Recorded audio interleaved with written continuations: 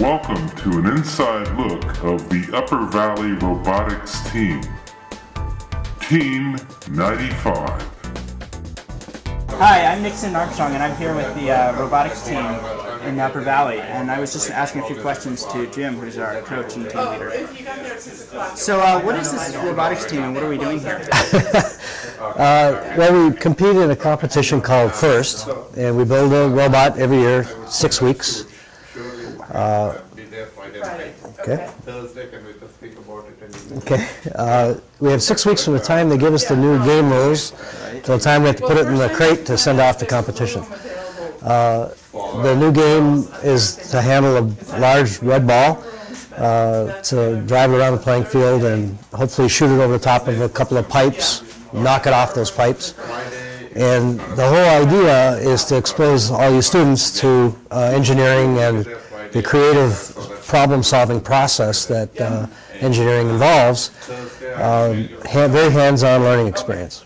Cool. So what are the different types of technologies that you use in this robot? I mean, it looks pretty complicated. It doesn't seem like you'd be able to solve it without a lot of different skills. Well, in fact, you have more skills than I do in some of these areas. I'm a mechanical engineer, so I know something about the mechanical system, but Nick here is the program and controls person. A robot is basically a controllable machine. You guys will drive it by remote control and also program it to behave autonomously for part of the match. And so in that regard, the students know more about the machine technology than I do. So in terms of this actual plan, how are you attempting to get this ball over the goals, and what are you going around the track with? Okay, well, what you see is the robot in ball pickup position. So if Dave will hand us the ball, we will put the ball more or less. Okay, so the robot is in ball pickup position now. There's a set of U-tubes here. And as the robot drives forward, it'll drive onto the ball and pin it against the floor a little bit. Then it'll pick it up and rock it back on top of this device here, which will shoot it. Okay, something like that. And I'll show you the shooter motion with the ball out of the way. So this is a two-stage pneumatic piston drive system. And that's the shooting motion. If this weren't here, it'll go like that. So it has 4 pistons per stage, and each stage has 10 inches of travel. And that should be enough to toss the ball up over the pipes. So I heard that pneumatics are really fast. How fast does this thing fire? Well, it'll go about 7 or 8 feet per second when it shoots. That should be enough to launch it up over the bars. We have shot it high enough to go over the bars with the pneumatic system on the floor. And this is the first time we've had it installed in a robot, so we actually have to try driving as we shoot, right, make sure it works. This device is a knocker, and it deploys to knock the balls off the pipes. So Why would you knock the balls off the pipes? The balls start on the pipes at the beginning of the match, and you have to knock them off in order to play them, and you get points if you can knock them off. So this will go up like that to hit the balls. That's about the height of the ball sitting on the pipe, and it'll knock it off. And once it's on the floor, then we go chase it, as I just showed, with the robot driving onto the ball. You get points for going around the track, and you get points for shooting the balls over. Are there any other ways that you can get points? And I mean, you're trying to work together with these other teams, right? Right. So the three robots together are trying to accumulate the most points possible. So each time a robot completes a lap, it gets some points. Each ball it gets either across the lap line or over the top gets more points. And then the knocking the balls off at the beginning of the match gets you points. And you only have 2 minutes, so basically try to do all that as fast as you can. Wow. What are some other challenges that we've had to do in the past? Well, last year we picked up inner tubes and placed them on pegs on an octagonal goal. The year before that, we shot balls very rapidly through a goal that was a hole 6.5 feet in the air. The game rules change dramatically with the kind of playing piece and how you score points, but the robot sizes are all about this big, 120 pounds, and 2 to 3 feet across and 4 or 5 feet high. So, and they use the same kind of technology more or less each year. We've got drive motors driving a set of high traction wheels in the center here. And front and rear are what are called omni wheels. They drive in this direction, but they spin freely this way, so you can steer very nicely. That's worked out well in the past, and that's easy to build. The new things are this ball pickup, the knocker, and the pneumatic system, and we've had to learn all those technologies to do that. So where do you get all these specialty parts?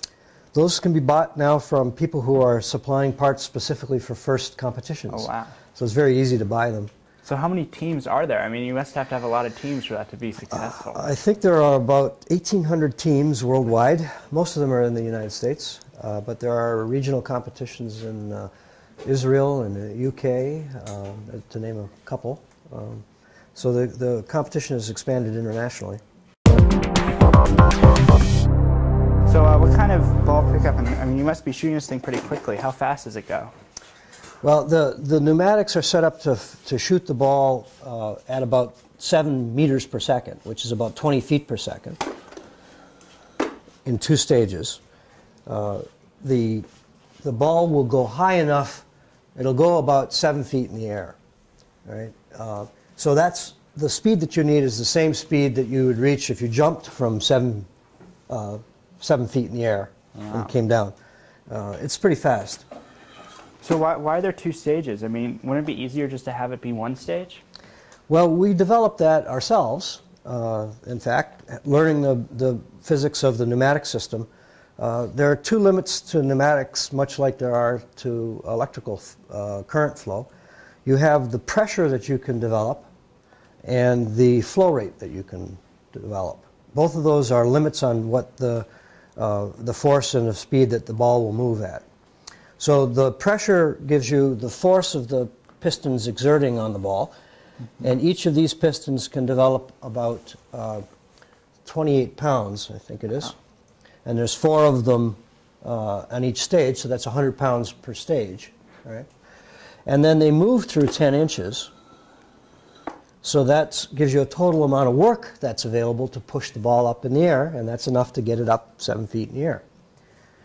But you have to have enough flow rate to get to the 7 meters per second, and so our solution was to use many valves. We have 1 valve per cylinder, and to use small diameter cylinders so that the air getting in there has only a small amount of volume to fill. So that was a team effort to solve those problems during the course of the 6 weeks, and we did that all the first couple of weeks. So they must give you some sort of restriction on what you're allowed to do. You couldn't just get a 40-inch cylinder and fire that, right? There's a rule book. They used to give you a hard copy rule book. Of course, now it's all on the computer, but there's pages and pages and pages of rules of what you can and can't do. And most of the rules are for safety reasons.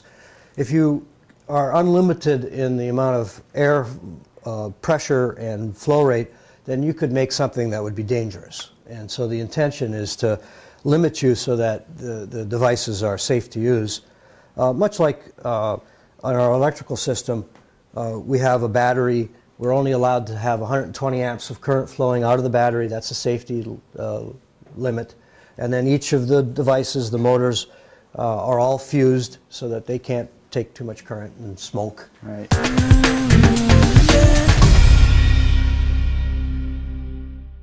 So I got to ask you, I've been looking at it the whole time, what's with the grasshopper? Oh.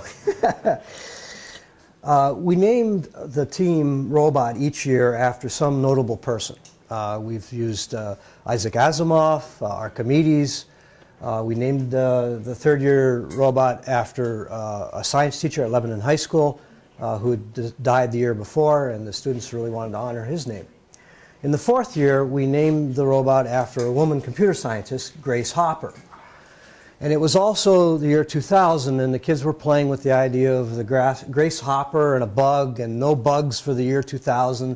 And they came up with this idea, grasshopper. So that year, we had a mascot, the grasshopper, named after a variation of Grace Hopper. Well, it stuck. When we went to the competitions, we had these grasshoppers. Grace, the robot, was very fast, high-speed ball play. It made a big splash at the competitions, and everybody got to know us as the Grasshoppers. So the next year, we named the robot after Nikola Tesla. We come back to the competitions, and everybody says, "Where's the Grasshopper?" Now, okay, we will have a Grasshopper as our team logo, and no matter, we'll just vary the name of the person that we name the robot after. This year's robot is named after a longtime team supporter, Warren Loomis, who died this past fall. He had supported the team since its inception 12 years ago. He was the only sponsor that I know of that came to the competitions routinely. He just loved this team, and when he passed away, one of the names that was suggested was his nickname, Zog. So now our robot is named Zog after our longtime team sponsor, Warren Loomis. So how long have you been doing this team for? 12 years. So we started in 1996, competing. I think it was the 4th year that FIRST was in existence. Right. So, I mean, how did you start you were the founder of the team, right? How did you get this whole thing together? How did you hear about FIRST? I read about it in my mechanical engineering magazine, and I thought that would be kind of a fun thing to do. Also, I'm a strong believer in public education and that students need a broad variety of activities to round out an education, and this is a way that they can learn with hands-on experience. But it wasn't just me. The first thing I did was nab Dodd Stacy, who was a principal engineer at Criari, and he liked the idea too. So the two of us were partners in crime, essentially, to start the team. And we had a third person do the electrical work that year, Gary Phillips from Geocon. And that was it. We went to the high school, Lebanon High School. We got enough students interested to make the competition. We didn't know what we were doing. We started the team in late December. We got the kit in the beginning of January, and we're off and running. So, I mean, what did you do? I mean, who started the actual FIRST organization? Because you said it was 4 years before you got started. Yeah. The New Hampshire-based entrepreneur, Dean Kamen, is the guy that founded the FIRST organization. And his partner in crime is Woody Flowers, who was a longtime prof at MIT who ran their senior design competition. And Woody's ideas of how a competition should go is what basically structures the FIRST competition. And as he says, we give you too little time and too little money, too hard a task, and too many people, and ask you to do this thing. And every year we manage to field a pretty competitive robot. How much does it cost? Well, it costs about $14,000 just to go to 2 competitions each year. The kit of parts is part of that money. And then it costs about another $4,000 or $5,000 to buy the miscellaneous parts and stuff that we need to buy to build the robot. And on top of that is all the travel expenses to get the students there. So it costs over $20,000 a year to run the team. So you mentioned this kit of parts. What kind of pieces come with it? Because you also said like these were coming from different places. And what parts of this robot were built by the team, and what parts were given to you in the kit? All right. So some of the kit parts include the compressor for the pneumatics, the electrical system here, batteries, these air storage cylinders. There's motors that drive each of the wheels. You can hardly see them buried down in there. This motor drives the knocker. Those are all standard kit of parts. Plus, I guess the big items are the control system, which is on the front of the robot. Whoops. Yeah, I was wearing those safety glasses. So there's the brain of the robot, the programmable controller or radio. These are speed controllers to vary the speeds of the motors. Those are all kit of parts. Practically everything else we built, that is, except for the drivetrain parts, which we bought. So a lot of it's a combination of stuff you buy and stuff you design and build. I have to say this is the first year that we've really gotten the students very closely connected to the design of the mechanisms. And this is basically the robot that the student team decided they wanted to build, including ball pickup and shooting and basically the layout of the robot. So where do I buy something like this? Yeah. This one is even harder to obtain. So we're hosted this year for the second year at the Thayer School of Engineering at Dartmouth College. We're in their old project lab, and right across the hall is the machine shop and all the resources that it has.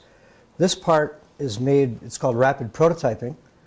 You design the drawing in 3 dimensions in computer software, and you send the file to a machine that essentially prints this in layers of plastic.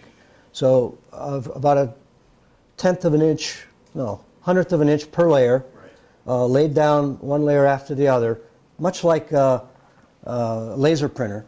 But each layer is a little bit thicker than the previous one, and it starts and stops the thickness depending on the shape that you want. So we have this nice curved shape that's the shape of the ball, and ribs to support it. And all that's basically printed in the course of about 36 hours on the machine just down the hall here. So I hate to interrupt you because you're going so well, but I think we should go over and talk to Kevin Barron about how that process works and what other options we have available to us. Sure.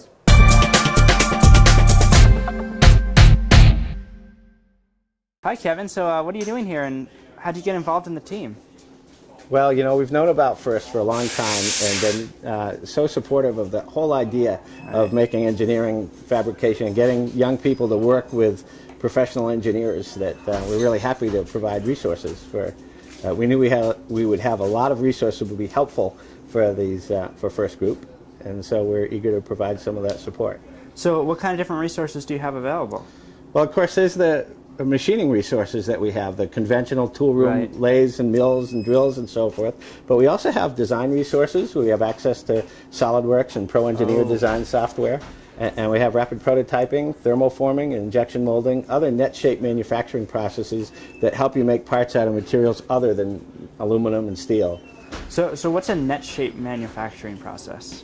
Net shape refers to manufacturing processes that require very little forming, shaping, and cutting after the initial mold or the tool design is done. So it's a really powerful way of instructing young engineers because it has them participate in the manufacturing progression in which they design the part, design the mold, and then make the part. Right. It's furthermore effective because it gives them access to materials that they wouldn't otherwise have access to. So rather than always carving parts out of metals, they're able to use parts out of plastic, carbon fiber, fiberglass, thermoplastics. So you're using all this stuff with the Thayer students as well, right? That's right. It's all part of our program. We of course are not training manufacturing people, but it provides lots of areas of interest to young engineers to participate in that manufacturing progression. Cool. So what kind of specific help do you provide to the FIRST students that you don't really necessarily, I mean, we actually don't have access to this sort of thing without Thayer. I mean, well, we have club activities here at Dartmouth as well, and so we share a common problem in that students get very excited about the prospect of participating in club activities, whether it's the Formula Racing or the Satellite Group, but their common experience is to find that they don't have a skill set that lets them be effective right away. Right. So the contribution we felt we could make would be to help students develop skills that would help them be effective in the design and manufacturing progression that they participate in designing their first robot. Wow. So this is pretty much the education that you're giving to all the Thayer students, but it's to the high school students. It very much parallels the education we try to give our engineers. When it comes to engineering, there's a knowing side and a doing side. You know, the knowing side comes out of the classroom and is taught in the classroom, but the doing side is coached in the workshops. So we're the coach people who help with the skill development that makes you effective engineers. Cool. Well, thanks a lot for talking to us, and looking forward to seeing you soon. It's my pleasure. I'm so glad you're here. Yeah. Thanks.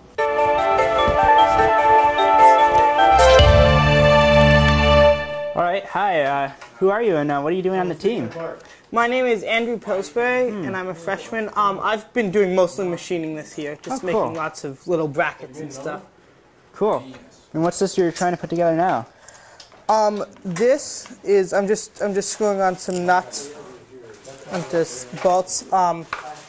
These are pieces of Lexan, and this is a bracket that we put onto them. They're actually going to work as kind of like a springboard.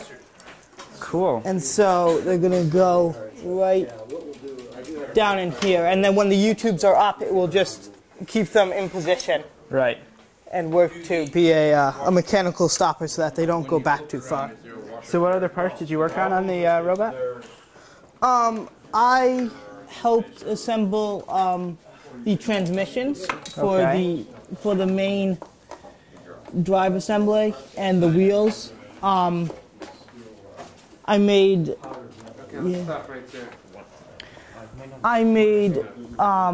these brackets. I helped make those. What are those for? These are to mount bumpers. This year we have to mount bumpers on the robot. So you don't hit the other robots too hard? Yeah, it cushions them a little bit. And how'd you get involved in the team? Well, my brother right here is, okay. he's been doing it, and I had another older brother who did it also. Oh, cool. Yeah. All right, thanks for talking to me. No problem, thank you.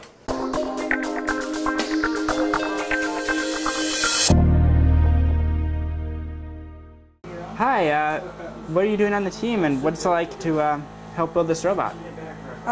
It's been really fun. I've been mainly doing the CAD, or computer-assisted design work, which is like 3D models of what you're about to build. I'm sorry, what grade are you in, and what's your name? I'm Mackenzie Kavaka, and I'm in 10th grade. Cool. Sophomore. So, what's it, you've been helping do the CAD. Is that hard? Is it one of the easier parts of the project, or? There was a bit of a learning curve, but we did sessions here with SolidWorks, which is one program. We're using a different program, though. I forget what it's called. Okay. And then, so that helped a lot to be able to work with people who have really know a lot about it. So what is this, like, what kind of skills do you need for this? What is actually involved in CAD? Well, it's a lot like 3D modeling, like what they might make an animation video with. Oh, okay.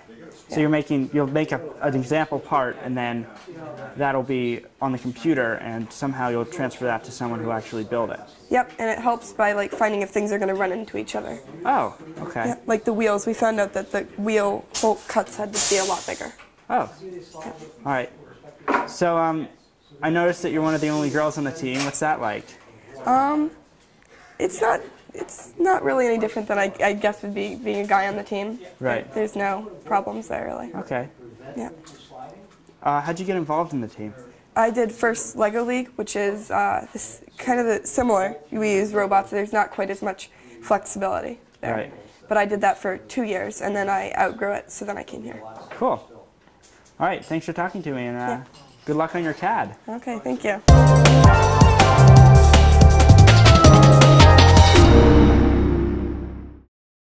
Hi, what are you doing on the team, and what's your name, and how'd you get involved? My name is Eric Gleiser, and ever since I was in junior high, I've been always taking part of stuff and putting them back together and messing around with things that I shouldn't be messing around with. So eventually, when I came here to high school, moved from Illinois, I decided that I should join the robotics team because many of my interests collide together, and you have creativity and nice people to work with.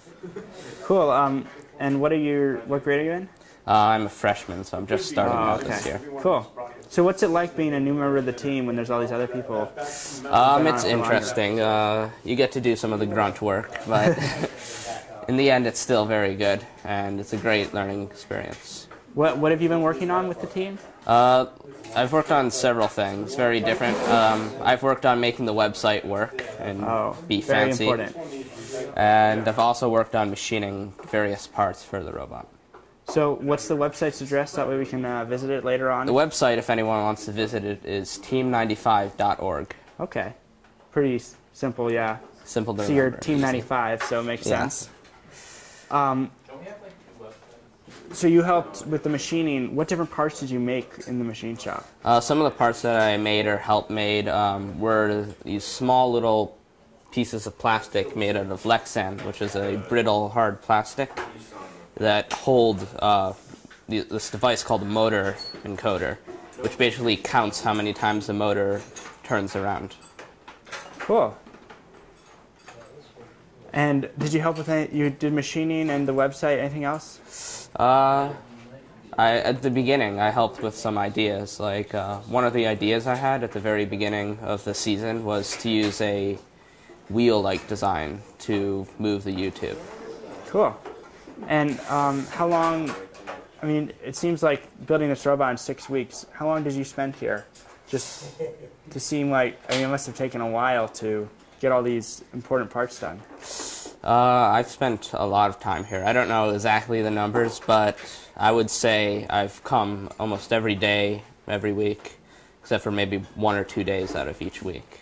Wow. Cool. Thanks a lot, and look forward to seeing you soon. All right, thank you.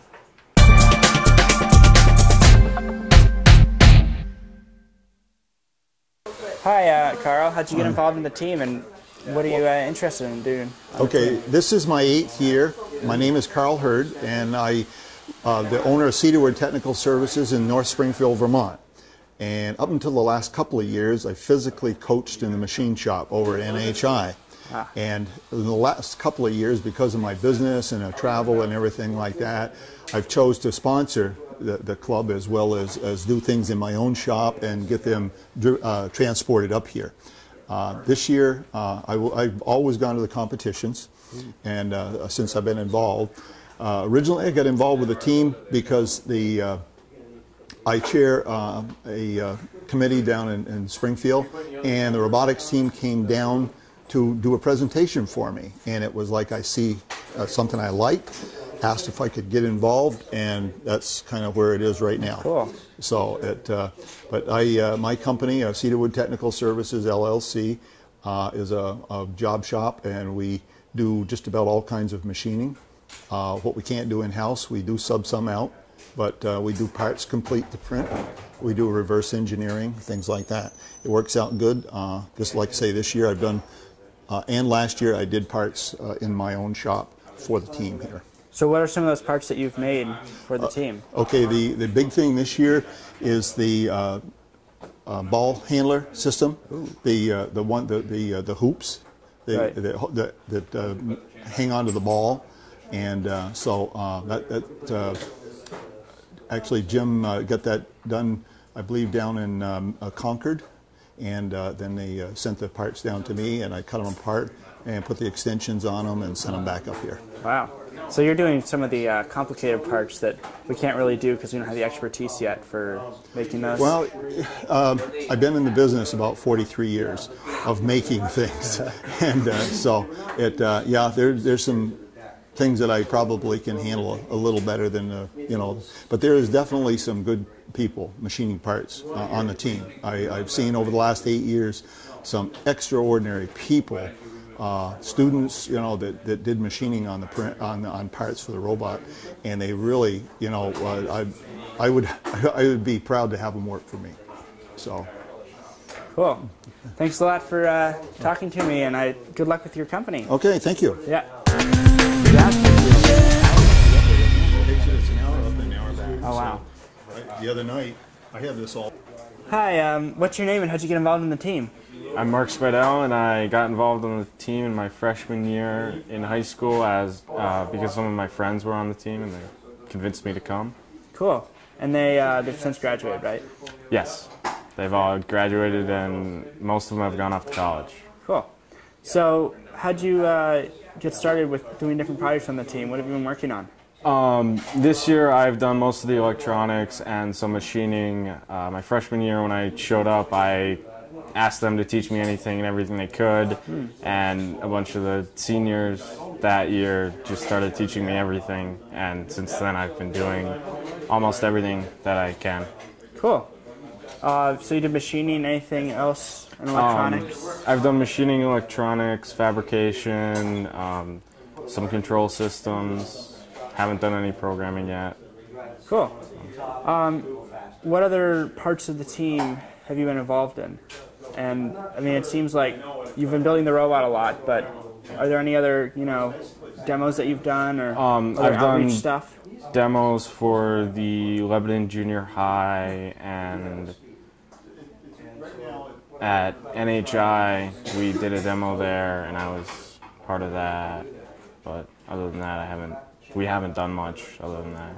So I heard this first offers scholarships to seniors, and yes, first offers millions of dollars in scholarships through themselves and colleges and organizations as only offered to first participants, and Wow. it's a nice way to get money to go to school.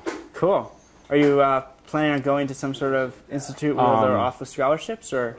Yes, I'm planning on going to some technical institute. I do not know where yet. So it seems like you've been a really important active member of the team. Just give a sense of how long have you spent? I mean, each week, we have 6 weeks. How long do you spend on average at the robotics? It's 6 days a week with 5 or so hours a day. Wow. And this year we've been really good about not working on Fridays and about keeping it to 4 to 5 hours a day. But my freshman year and sophomore year, we were working 7 days a week, and some weeks we wouldn't go home. And like in the last couple of days, no one left. They all just kind of took turns sleeping in cots that we had smuggled into Corral and found at Corral. It was interesting. Well, it must be convenient to have it coincide with the vacation time.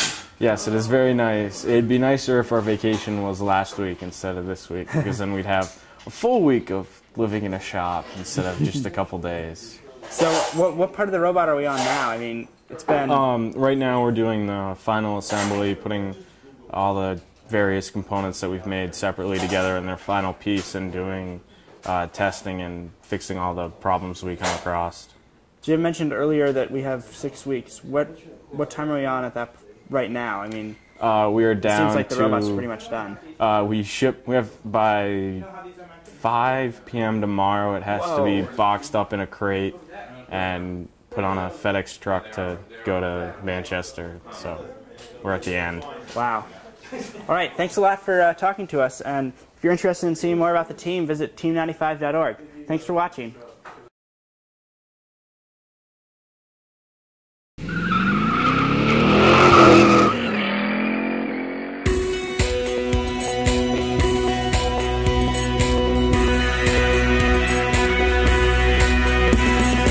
Welcome to the 2008 First Robotics Competition and this year's game, First Overdrive.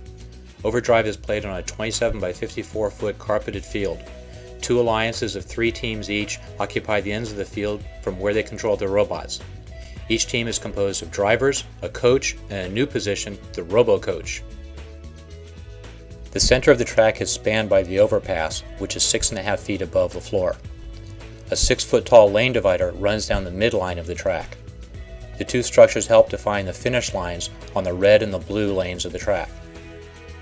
The game pieces for First Overdrive are 40-inch diameter inflatable balls known as track balls. There are 2 for each alliance. The objective of Overdrive is to have each alliance move their robots and track balls around the track as rapidly as possible and gain points each time they cross their finish line. Bonus points are earned every time a track ball passes over the overpass. Robo-Coach stations are located at the corners of the track. Robots start the match lined up against their alliance wall.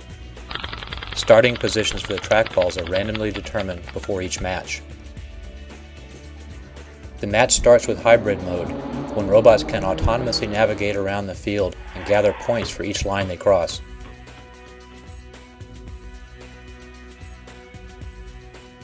Alliances will also get a bonus for each of their track balls that is removed from the overpass before the hybrid period ends.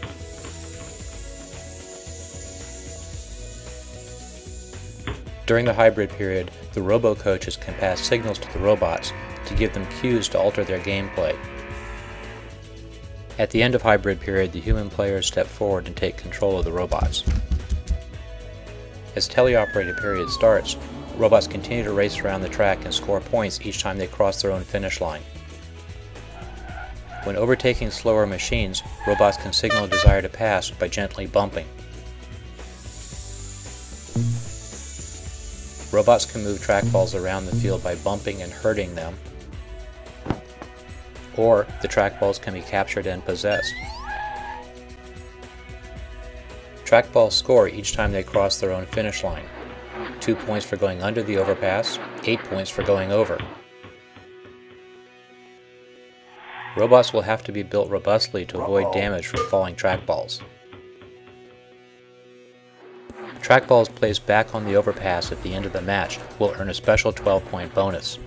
Of course, they have to stay there. Good luck, and we'll see you at the competitions.